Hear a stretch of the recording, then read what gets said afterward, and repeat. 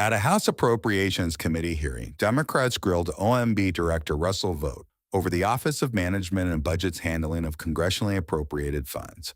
Watch the three biggest moments from the hearing right here. Do you concur that multiple studies have shown that people, both adults and children, across the globe have died because of cuts to programs like USAID? I do not concur with the validity of those studies. They are based on projected. Do you agree that people have fake died methodology. across the globe because of our cuts? I believe these studies that people are banting about. My question are is, based do you on- believe people have died because of the cuts to USAID? It's simple, yes or no.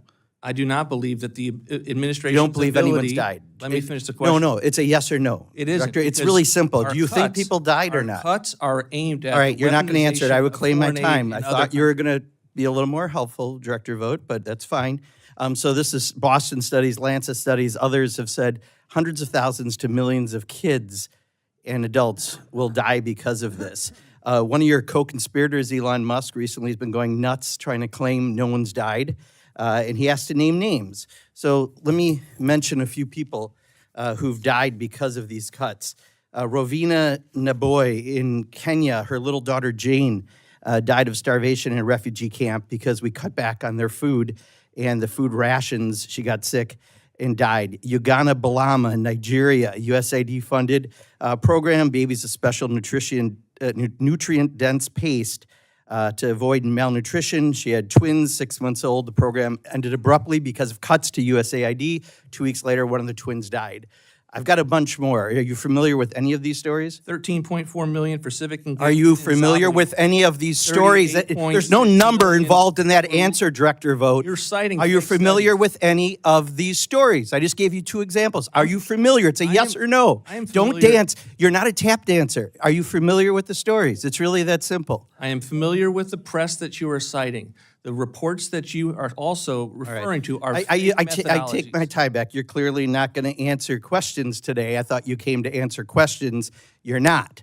So will you commit to reach out if I submit some of these names of people who have allegedly died due to cuts? Will you personally reach out to find out if they have, since you're saying no one's died?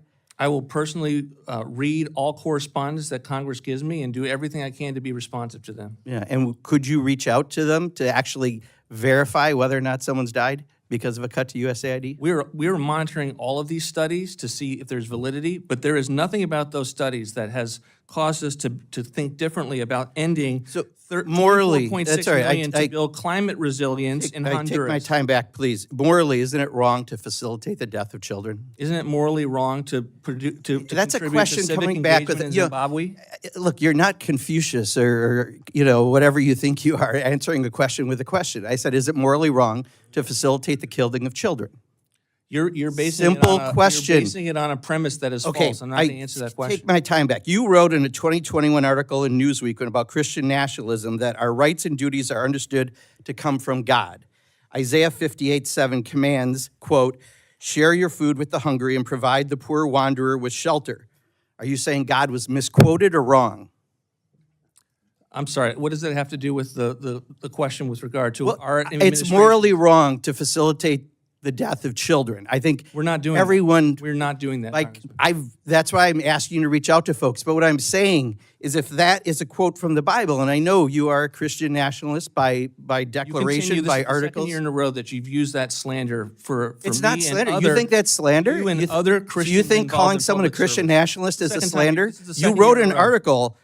Is there anything actually wrong with Christian nationalism? And now you're saying it's You a use slander? it as, That's you really use odd. It as I a don't. pejorative, and it's the second year you've done it. Would you agree that it is wrong, morally, ethically, or by your own admission, biblical standards? Is it wrong to facilitate the death of children? That's We're a not really doing that. We have adequate foreign aid for this. You're not country. answering the question. Listen to the question, please. Is it morally, ethically, or biblically wrong to facilitate the death of children? Don't take anything else in context. Is it wrong? This administration is not doing that. You cannot answer a question. I mean, I believe he answered the question. You just don't like the answer. So no, please he move on. hasn't. No, Mr. Chairman, you can ask your own questions and get your own answers, but if he's not going to give an answer, Then move on. everyone else can figure out. No, I don't have to move on. I can ask the question, and if this guy is going to, one, say Christian nationalism is an insult, you might have some friends to answer to that one for, but to say the sort of stuff and not answer questions directly, it is morally, ethically, and biblically wrong to facilitate the death 5 of minutes are children. up. Director, I mentioned the proposed rule to overhaul grant making in my opening, which seeks to subject virtually all federal funding to the whims of the president's policy priorities. It substitutes the current standard of evidence in science in favor of political tests based on ideology. I've talked to a number of groups, and many of the groups have asked for, and I think they may have requested more time to be able to read. It's a 412-page document, and so that they can participate in the public comment period. Can you commit to granting a 45-day extension of the comment period? No, but I will say this, the number of comments that are coming answer in is that we no. have to respond to is going to take us some time. The answer is no. I think one of the striking aspects of the proposal is attempts to put the OMB director at the center of all decision-making here. Not true. And why are you a better judge of an NIH clinical trial than a panel of medical doctors and researchers? How will you ensure the grants will be based on merit and individuals and communities served by the federal grants will receive the highest level of service possible? Is there a listing, if you could get to us, the agency's priorities, the president's priorities? What is the set of criteria you are using to judge these grants? What precludes you from changing the criteria in the middle of a grant period? Because as I understand it, you can, not only can political appointees take control of grant awards, active grants can be terminated at any time for any reason. And I went through some of them, these efforts, but you can cancel it at any moment. Is there a set of criteria that we could have that demonstrates to us why these grants are being canceled? Congress, you're misconstruing the proposal to make it seem as if it is OMB-centric. OMB will not be making these determinations. We don't have a formal review in reviewing every NOFO. That is not something that we intend to take on. These are the policy officials at the agency of which the president has put these cabinet secretaries let me just into office. reclaim my time. But the fact of the matter is understand it, and this is probably the most consequential change in the rule. Senior political appointees, rather than career scientists and program officers, would now be required to conduct a, quote, pre-issuance review of every discretionary grant before it is awarded. These appointees are explicitly forbidden from deferring to peer reviewers or routinely ratifying their recommendations. This is in the 412-page document, and maybe you think that people weren't going to read it. And then there is no longer peer review. Peer review is no longer binding. A political appointee can simply override the scientific community's judgment with no finding of cause. That is what is a part of this rule, which is it dismantles what we established after World War II for the National Institutes of Health, for the for the National Science Foundation, for Department of Energy, for NASA. It really reverses how we have awarded grants in the future. You're shaking your head no, but that in fact, which is what the fact of what you are trying to do with a political lens and someone's political ideology. I have one more question for you.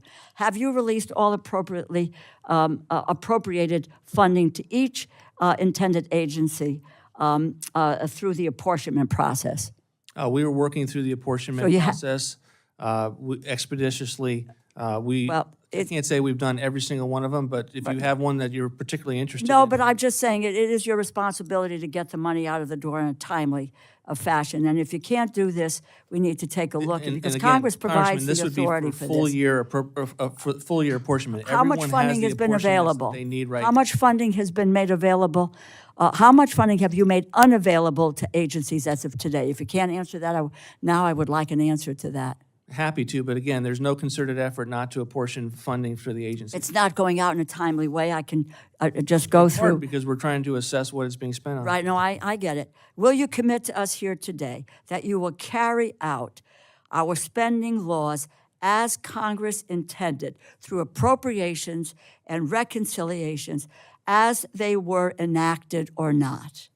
Obviously, we will take and make sure that we're spending money where you intend us to spend money. At the same time, I'm not going No, to take any that is tool- where, no, the I'm answer not to gonna that take then a- is no. I'm not You going are to take not a tool gonna off the table. You are not going to spend the money that Congress in a bipartisan way say that. enacts. Yes, you did. I want to dig a little bit deeper into the proposed rule to overhaul grants procedure. Have you or anyone else at OMB directed agencies to follow the not yet finalized regulation prior to it being finalized via rulemaking? No, this stems from an executive order that the president signed last year. The president's executive order had directed his agency officials to begin to have supervision at the policy official level. This regulation is catching up with that executive order to make sure it's actually reflected in that in the actual mechanics of grant making. Have you or anyone else at OMB directed agencies to, I saw an updated notice from the National Science Foundation from last week that included guidance to align with the proposed revision in 2 CFR 200. Have you suggested that agencies begin implementing this guidance before the rule was finalized? We are certainly working with agencies. Agencies, like I just said, are looking at the executive order and trying to align with the executive order. That said, we are out for comment on our proposed rule. We are probably, record numbers of comments have come in. We're going to assess each one of those comments and make any changes that we need to. Is the OMB building an AI tool to flag grants that are misaligned with the administration's agenda? We are definitely working on technology, including AI, to be able to have a wider angle lens about what is going on with the federal government. But it's not, it would be something that agencies would use in conjunction with us, and it's certainly not to take the place of agency officials who would be making this determination. Have you awarded a contract for the development or the operations of such a system? I don't think we have, no. Why do you think that an AI system, which is itself neither accountable to Congress nor necessarily auditable, is an appropriate mechanism for making policy? Well, the congressman from Maryland told me to read every GAO report, of which I would like to have the time to be able to read for that. I would like to have a tool that collates and assesses everything in every GAO report in a way that I can actually make decisions based. That would just be one example. Similarly, there's a lot of information out there on USA spending that I would like to have the benefit for examiners to know who are already stretched thin with regard to their portfolio. That would be an example. How would a future OMB director be able to ensure that such a system works for their priorities too, or Congress for that matter?